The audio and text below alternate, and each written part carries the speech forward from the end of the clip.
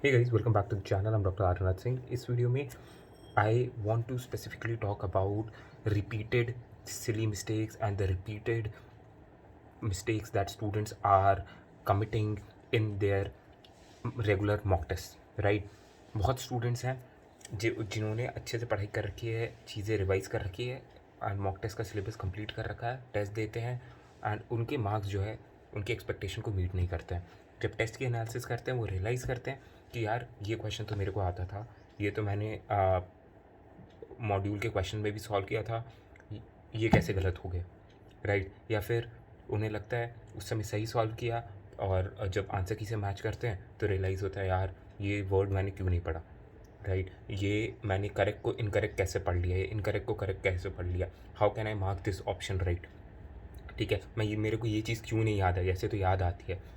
अभी मैं जब मेरे को फ्री टाइम है एंड मैं जब क्वेश्चन की एनालिसिस कर रहा हूँ तब मैं क्वेश्चन सॉल्व कर ले रहा हूँ, ठीक है? वो फिज़िक्स का क्वेश्चन मेरे से सॉल्व हो जा रहा है अभी, बट पेपर में मेरे से सॉल्व नहीं हो रहा था, मेरा दिमाग नहीं चल रहा था। कहीं ना कहीं मैं प्रेशर में आ जाता हूँ एंड मैं सोच नहीं पाता हूँ कि कौन सा फॉर्मूला अप्लाई करना है, कैसे अप्लाई करना है। एंड कभी कभी अगर फॉर्मूला अप्लाई भी कर लेता हूँ सो उसमें जो है कैलकुलेशन एरर हो जाती है एंड ऑप्शन क्लोज होते हैं तो मेरी गलती हो जाती है ऑप्शन मार्क करने में। कई बार प्रेशर में मैं बबलिंग एरर कर देता हूँ, ठीक है? तो ये सारी चीज़ें बार बार हो रही है and this leads to demotivation because आप पढ़ाई कर रहे हो, रिवीजन कर रहे हो, प्रीवियस ईयर क्वेश्चन लगा रहे हो, नए क्वेश्चन लगा रहे हो, मॉक टेस्ट भी दे रहे हो, उसकी एनालिसिस भी कर रहे हो, पर अगली बार फिर गलतियाँ हो जा रही हैं। तो इसको कैसे इंप्रूव करें? एंड जेनविनली यार मैं कह रहा हूँ, जब ऐसे बार बार होता है ना यार तो खुद का सेल्फ कॉन्फिडेंस बहुत कम हो जाता है। आपको फील होने लगता है कि यार मैं बुद्धू हूँ एंड आपका कॉन्फिडेंस पूरा बैठ जाता है। आपको लगता है कि यार मेरे से तो होगा नहीं, ये बार बार मैं गलतियाँ करता रहूँगा, नीट के एग्ज़ाम में भी होगा, ऐसा तो मेरा सिलेक्शन नहीं होगा। एंड प्लस मॉम डैड क्या सोच रहे होंगे, टीचर क्या सोच रहे होंगे, ये तो बहुत पढ़ता है फिर भी नंबर नहीं आते, दोस्त मजाक बनाएंगे। तो ये सारी चीज़ें ना किसी भी एस्पिरेंट के दिमाग में चल रही होती है कंटिन्यूसली 24/7/365 डे। एक बार जब ये सिली मिस्टेक का सिलसिला शुरू होता है ना, सिली मिस्टेक की जगह आप कह लो रिपीटेड मिस्टेक का, एंड आप उसके उस प्रॉब्लम से बाहर निकलने का सोल्यूशन नहीं ढूंढ पाते हो, तो आपके दिमाग में ये चीज़ जो है 24/7 चल रही होती है, पूरा कॉन्फिडेंस आपका कम हो जाता है, वो पढ़ने का मन नहीं करता एंड आप काफ़ी डिस्ट्रैक्टेड फील करते हो। ओके, पढ़ाई करते वक्त अगर आप वही क्वेश्चन फिर से देख लो, एनसीईआरटी के पैराग्राफ को अगर फिर से देखते हो जहाँ से आपने पिछले बार टेस्ट में गलत किया था, तो आपका कॉन्फिडेंस कम हो जाता है। आपको लगता है यार ये क्वेश्चन मैंने क्यों गलत कर दिया पिछले टेस्ट में, आई एम नॉट श्योर कि इस पैराग्राफ से फिर ये क्वेश्चन आएगा मैं कर पाऊँगा कि नहीं सही नेक्स्ट टाइम, राइट? तो ये जो सारा जो नेगेटिव थिंकिंग है around repeated mistakes, right, repeated silly mistake कह लो या रिपीटेड मिस्टेक्स, ये आप ओवरकम कर सकते हो एक तरीके से एंड दैट इज़ रैदर दो तरीके से मैं कहूँगा। अगर आप अपनी मिस्टेक की एनालिसिस दो तरीके से करते हो, पहला मिस्टेक की एनालिसिस होती है कि आप फोकस रिवीजन नहीं कर पा रहे हो, कुछ ऐसी गलतियाँ आप कर रहे हो पेपर में, वो इसलिए हो रही हैं बिकॉज आप जो है पेपर में फोकस रिवीजन के साथ नहीं जा रहे हो। फोकस रिवीजन एक तरीका हो गया, दूसरा आपका होता है कि आपके कॉन्सेप्ट्स पुअर हैं उस पर्टिकुलर चैप्टर के, उस पर्टिकुलर फॉर्मूले के, या फिर उस पर्टिकुलर जो है फैक्ट के अराउंड जो कॉन्सेप्ट है जो टेस्ट किया जा रहा है उस क्वेश्चन में, वो आपका वीक है। अब ये अगर आप एक बार एनालाइज कर लो कि आप फोकस रिवीजन की वजह से गलत कर रहे हो या फिर पुअर कॉन्सेप्ट की वजह से, पुअर कॉन्सेप्ट वाली चीज़ ज़्यादा एप्लीकेबल होती है फिजिक्स एंड केमिस्ट्री में, देन आप सोल्यूशन ढूंढ सकते हो अपनी प्रॉब्लम का, राइट? सोल्यूशन मैं आपको दे देता हूँ कि अगर आप फोकस रिवीजन में लैक कर रहे हो, राइट, कि आपको पता नहीं यार कि क्या चीज़ पढ़ के जाना है just before the test so that आप वो गलतियाँ फिर से ना करो जो पहले की है, तो मैं कहूँगा कि आप अपनी एक मिस्टेक कॉपी प्लीज़ बना लो यार, इट इज़ वेरी इंपॉर्टेंट, ठीक है? आप एक मिस्टेक कॉपी बनाइए एंड मिस्टेक कॉपी में आपको क्या करना है, ऐसी कोई कॉपी ले लीजिए छोटी सी, राइट? इसमें आप 3 सेक्शन में डिवाइड कर लो या 3 डिफरेंट कॉपी बना लो, फिजिक्स केमिस्ट्री बायोलॉजी के 3 सेक्शन या 3 डिफरेंट कॉपी। उसमें आपको अपनी सिली मिस्टेक्स मेंशन करनी है। टेस्ट जैसे ही आप देख के आओगे ना, घर पे आपको टेस्ट पेपर खोलना है and first question to 200 question तक आपकी जितनी गलतियाँ, आपको टेस्ट का नेम, डेट लिखना है, सिलेबस मेंशन करना है एंड फिर आप जो जो क्वेश्चन गलत किए हो वो क्वेश्चन नंबर आपको लिखना है एंड उन क्वेश्चन नंबर के अगेंस्ट आपको लिखना है कि क्यों वो गलती हुई है। पहली चीज़ से क्या होगा ना यार, आपका माइंड रजिस्टर करेगा कि हाँ आप क्या गलतियाँ कर रहे हो, क्योंकि पेपर में यार आप गलतियों पे फोकस नहीं करते हो, आप one question at a time deal कर रहे हो, एक क्वेश्चन करने के बाद दूसरे क्वेश्चन पे जंप करते हो। तो आपको प्रोसेस करने का टाइम नहीं मिलता है कि आपका क्या थॉट प्रोसेस था उस समय क्वेश्चन को सॉल्व करते वक्त। वही जस्ट पेपर के बाद अगर आप एनालिसिस करते हो अच्छे से पेपर की, तो आपको समझ में आएगा कि मैंने क्यों ये गलती कर दी, और क्यों जो है वो आपको मेंशन करना है अपनी इस कॉपी में, राइट। सो क्वेश्चन नंबर आपको मेंशन करना है, एंड यहाँ पे वो क्वेश्चन जो आपने गलत किए वही मेंशन करना है, ठीक है। एंड उसके अगेंस्ट आपको मेंशन करना है कि हाँ मैंने क्या क्या सोचा उस समय जिसकी वजह से ये गलत हो गया, राइट।